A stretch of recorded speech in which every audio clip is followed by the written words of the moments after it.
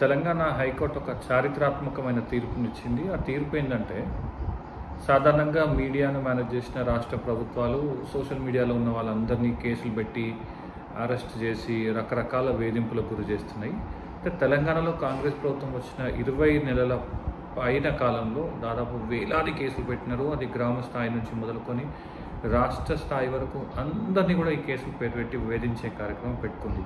అయితే దీన్ని గమనించినటువంటి హైకోర్టు రిపీటెడ్గా భారత రాష్ట్ర సమితి, లీగల్ సెల్ కానీ ఇతర సోషల్ మీడియా వారియర్లకు సంబంధించిన కేసులన్నింటినీ చూసిన తర్వాత రాష్ట్ర హైకోర్టు ఒక చారిత్రాత్మకమైన తీర్పునిచ్చింది. ఆ తీర్పు ప్రకారం ఏంటిదంటే, ఒకవేళ నేను ముఖ్యమంత్రిని తిట్టినా అనుకోండి, ముఖ్యమంత్రి రేవంత్ రెడ్డి మనసు గాయపడితే, బాగా బాధపడితే, ఆయన ఫ్యామిలీ గౌరవం ఇబ్బంది అయితే, ఆయన ఇజ్జత్ కనుక పోతే, ఆయన ఇమీడియట్గా ఏం చేయాలి, ఆయన సొంతంగా పోలీస్ స్టేషన్కి వెళ్ళి, ఆయన కోర్టుకి వెళ్ళి, ఆయన సంతకం పెట్టి, అప్లికేషన్ పెట్టి, దరఖాస్తు ఇచ్చి, నాకు ఇబ్బంది అయింది మహేష్ మాట్లాడిన మాటల వల్ల అని చెప్పాలి.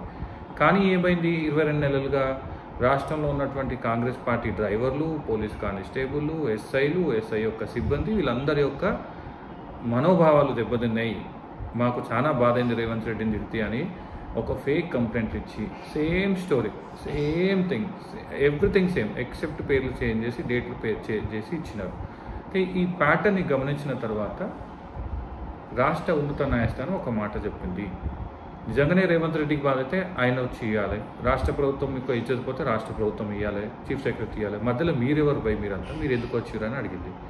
రెండోది ఏంటంటే, ఇండియాలో అంటే తెలంగాణలో లేదనుకోండి ఫ్రీడమ్ ఆఫ్ స్పీచ్ అనేది, ఇండియాలో రాజ్యాంగం ఇచ్చినటువంటి హక్కుల ప్రకారం ప్రతి ఒక్కరికి ఫ్రీడమ్ ఆఫ్ ఎక్స్ప్రెషన్ అనేది ఒకటి ఉంటుంది. అది దానిపైన రాష్ట్ర ప్రభుత్వాలు కానీ రేవంత్ రెడ్డి లాంటి నాయకులు కానీ ఎట్టి పరిస్థితులలో ఆంక్షలు విధించలేరనేటువంటి ఇంకొక మాట కూడా స్పష్టంగా ప్రస్తావించింది.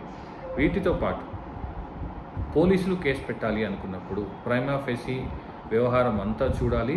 అన్నిటికంటే ముఖ్యంగా ఇది చట్టవిరుద్ధమా, రాజ్యాంగ విరుద్ధం అనేటువంటి ఆలోచన కూడా చేయాలి. కేవలం పైన ఆఫీసర్ చెప్పిండు, ఎమ్మెల్యే చెప్పిండు, మంత్రి చెప్పిండు, ముఖ్యమంత్రి ఆఫీస్ చెప్పింది అని కనుక కేసు పెడితే మీ ఉద్యోగాలు కూడా ఊడిపోయేటువంటి ప్రమాదం ఉందనేటువంటి ఇంకొక మాట చెప్పింది. ఇట్లా 8 గైడ్ లైన్స్ని ఇచ్చింది. ఈ 8 గైడ్ లైన్స్ ఆధారంగానే కేసులు నమోదు చేయాలి, కానీ అడ్డగోలుగా కేసులు నమోదు చేస్తామంటే కుదరదు అనేటువంటి మాట చెప్పింది. ఫైనల్గా ఈ జడ్జిమెంట్ వచ్చిన తర్వాత రాష్ట్ర ప్రభుత్వం బుద్ధి తెచ్చుకుంటుందా లేదా అనేది చూడాలి. ఇంకేదన్నా దొంగ మార్గాలలో కేసులు పెడుతుందా చూడాలి. ఎట్లా పెట్టి కూడా రాష్ట్ర ప్రభుత్వం యొక్క రెక్కలను హైకోర్టు విరిచేసింది. మరి ఇప్పటికైనా బుద్ధి తెచ్చుకొని ఇందిరమ్మ రాజ్యం మాదిరి కాకుండా, ఇందిరమ్మ అరాచక అత్యవసర పరిస్థితి రాజ్యం కాకుండా కొంత ప్రజాస్వామిక డెమోక్రటిక్ తెలంగాణ వైపు ఈ రాష్ట్ర ప్రభుత్వం తీసుకుపోతుందా చూడాలి. అప్పటిదాకా దాదాపు 22 నెలలుగా పెట్టినటువంటి అన్ని కేసులన్నీ ఉపసంహరించుకొని ఇజ్జత్ కాపాడుకోవాలి. పోలీస్ అధికారులకు కూడా ఒక గొప్ప హెచ్చరిక ఇది. పోలీసులు కనుక అత్యుత్సాహం ప్రదర్శించి స్వామి భక్తిలో లేదంటే తన పదవి భక్తిలో కనుక ఎక్కువ చేయడానికి ట్రై చేస్తే వాళ్ళకు కూడా ఇబ్బంది అవుతుందని చాలా చాలా చాలా స్పష్టంగా ఈ జడ్జిమెంట్ చెప్పింది.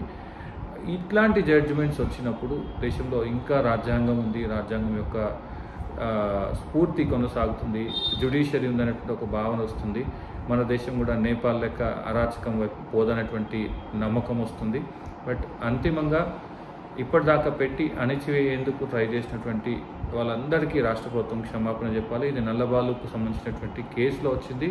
నల్లబాలు చాలా famous BRS social media activist. ఆయనను 20 రోజుల పాటు అకారణంగా జైలు పెట్టి అట్లా 100 మందిని రాష్ట్ర ప్రభుత్వం, రేవంత్ ప్రభుత్వం జైల్లో పెట్టి వాళ్ళందరికీ క్షమాపణ చెప్పి ఇప్పటికైనా సోషల్ మీడియా పోస్టుల పైన వేధింపులు ఆపితే మంచిది. లేదంటే హైకోర్టు చేతిలో మరొకసారి చెప్పు దెబ్బ, మేబీ చెంప దెబ్బ ఖచ్చితంగా తగిలే అవకాశం అయితే ఉంది.